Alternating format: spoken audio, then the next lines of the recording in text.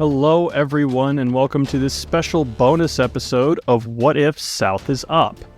Today, in honor of the release of Book 2 of the Crimson Prophecy series, I, Derrick Hall, will read a section of the book just for you guys. Give you a little sneak peek, a little taste, and let you see what exactly we have going on. This is the second in a trilogy, if all goes according to plan, but if you write, you know exactly how well plans hold up over time. I am currently writing Book 3, but this is Book 2. It released on May 25th, it's been out for a couple of days, and I really hope you guys enjoy this enough to want to go and pick up the book. So without further ado, here we go. Chapter 4. What is Past? Inara stood high on the side of the citadel spire and looked over at the city of Sevendil. The wind whipped her flame-red hair about her face and shoulders, but she didn't mind.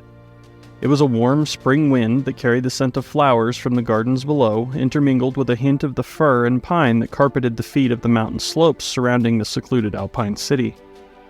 10 days ago, Sevendil had been a ruin inhabited only by the Black Army and their leader, the elf Nalathria. Inara had ultimately restored the font, the source of all magic in Qetra, and the old enchantments maintaining the city had been revived. Now, Sevendil lay spread below her, appearing as though it had never spent millennia in ruins. Crumbled buildings had knit themselves back together, trees had regrown, and gardens had burst into bloom as the valley warmed and the snows of late winter had receded. "You have something on your mind, and I'm unsure if I should be worried," Thalen mused from an armchair behind her. Inara turned to face him and leaned against the frame of the balcony door. "I'm a new queen, Thalen. Of course I'm worried," Inara muttered as she idly watched her familiar Angos circle over the city. "How specific?" He rolled his eyes. "I meant something more than the obvious?" Inara walked back into her room and fell into a matching chair opposite Thalen. His boyish face held concern as he leaned forward and rested his arms across his knees. They had originally met when Thalen volunteered to guide her party north from Valis to the stronghold of Dawnlord, and initially Inara had been somewhat cold toward the young elf, but over time they had grown much closer. "You do know how to pry," Inara sighed and hesitated as the wind blowing through the open doors rustled the papers on her desk. "My mother is on her way right here, right now." "Shouldn't you be excited?" "I am, or at least I was. Now I'm just nervous." Inara sprang from her seat and began pacing in front of the balcony doors, her nervous energy proving to be too much. "So much has changed since we were separated." "Changed for the better, though, right? You've come a long way from the flower seller you were in Tualan. You're a queen now, a mage. You defeated Nalathria, and you have a pet dragon. How is any of that bad?" "Angos is a wyvern, and he is not a pet," she chided before falling silent. "I think that I'm afraid my mother won't know me anymore." Inara stopped and met his eyes. "I don't feel like I know her anymore," she finished with a whisper. "So that's the real problem," Thalen nodded. "She's still your mother, regardless." "But I don't know that woman.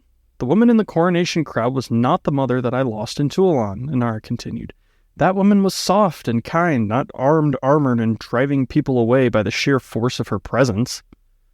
And you were not skilled with magic or a blade. All I can offer is to say that she is still your mother, and she loves you just the same, whether you just saved the world or not."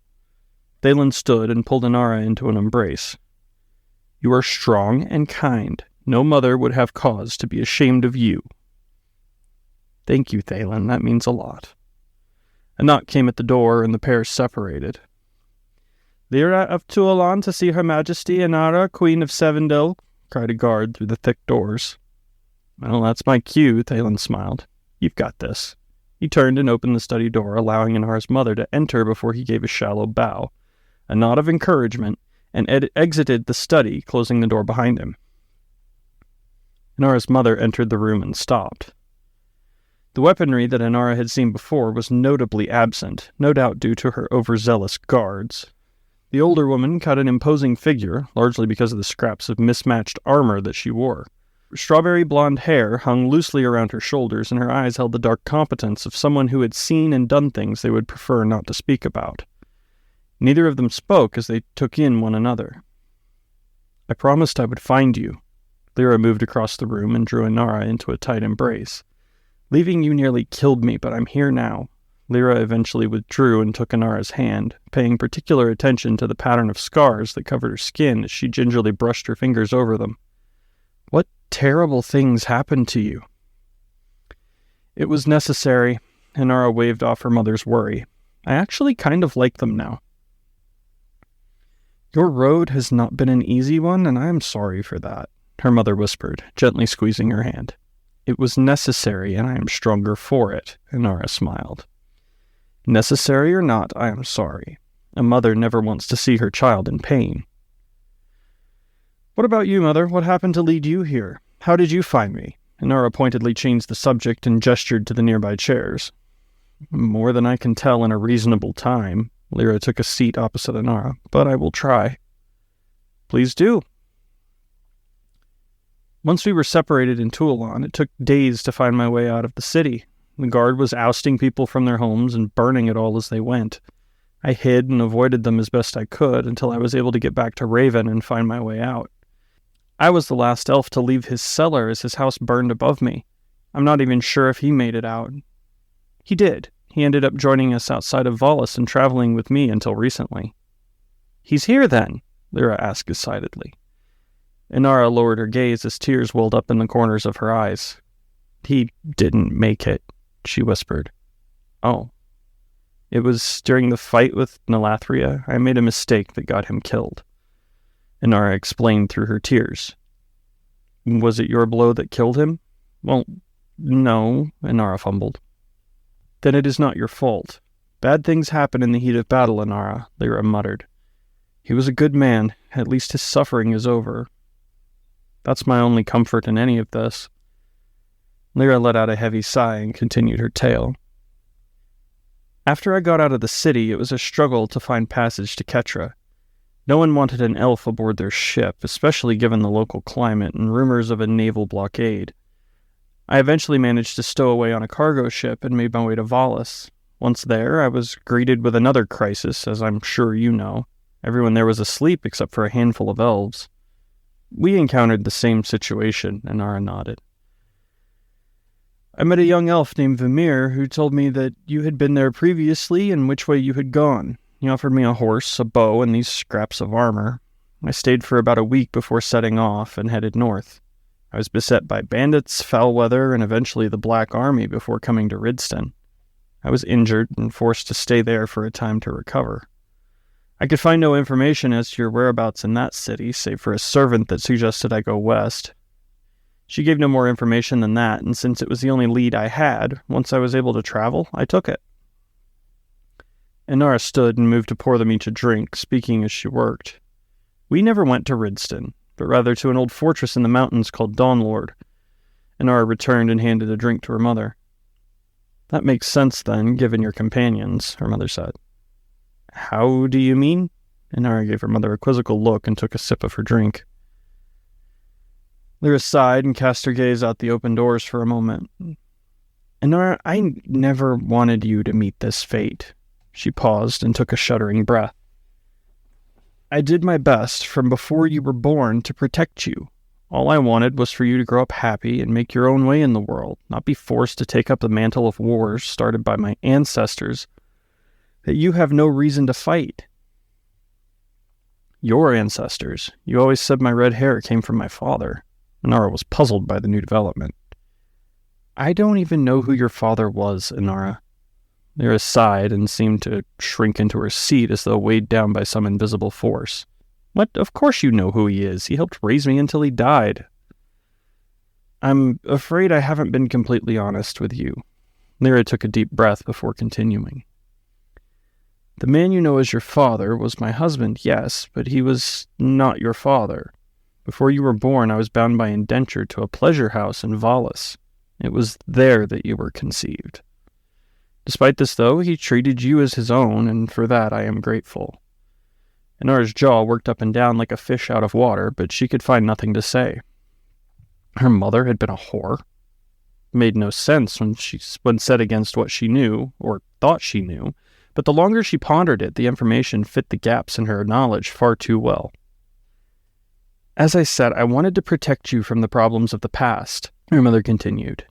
Before you were born, when I was still a child, a rather remarkable man, a former officer in the Qetran Navy, bought out my bond and the bond of a dozen other girls there. He even offered passage away from the city.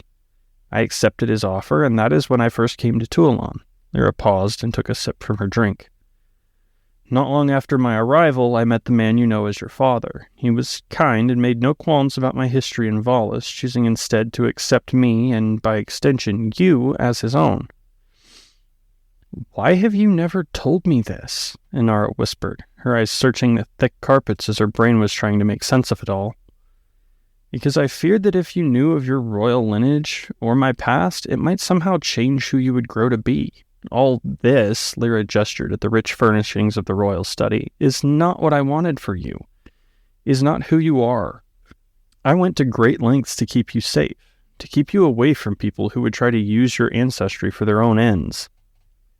Do you think I was forced into this? Inara questioned. Yes, I do. Her mother's response came a little too quickly for Inara's comfort. I came into this position by circumstance born of my heritage, new knowledge, and my own volition. I was not coerced in any way.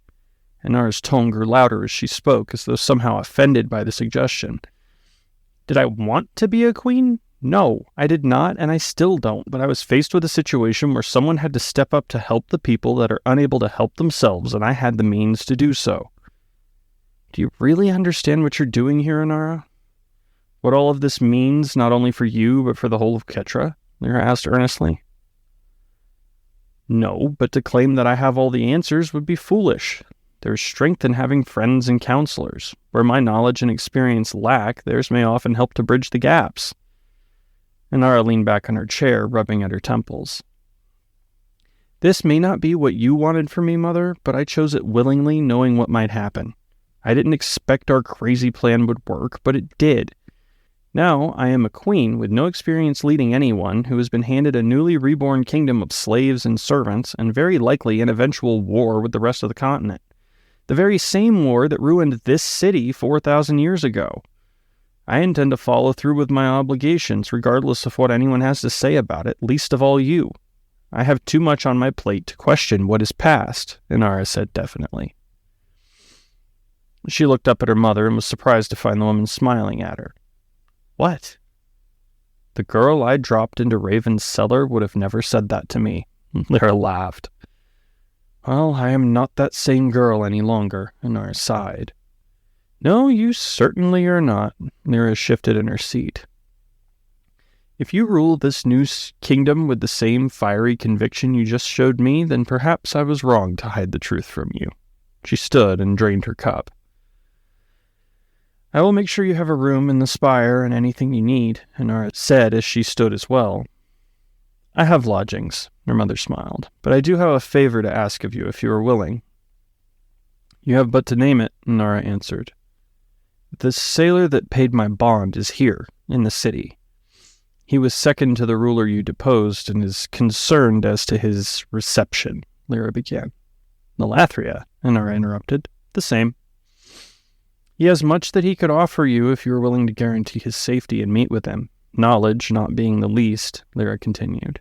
It would mean a great deal to me personally to see him treated well. I've already made sure that none of the former officers have been harmed or imprisoned. I will speak to him. Thank you, daughter. Her mother bowed sharply and turned to leave. Mother? Inara said suddenly. Lyra stopped and turned around. I'm sorry for the tension my actions have caused, but I'm glad to have you back. Inara smiled softly. Know this, Inara. I may not agree with what you have done, but I am proud of you for doing it. You have become a strong young woman while I was away. Her mother smiled and left the study, leaving Inara to her thoughts. All right, well, that is Chapter 4 of Crimson Prophecy, Book 2, Qetran Revival. If you are interested in picking up a copy and reading more, it is available in hardback, paperback, and ebook versions on Amazon.com. There will be a link in the description for anything that you're interested in, and I will put a link as well to all of the books in the series, of which there are 4 at this point, 2 main novels and 2 novellas. Thank you for listening, and we will see you next time on What If South is Up.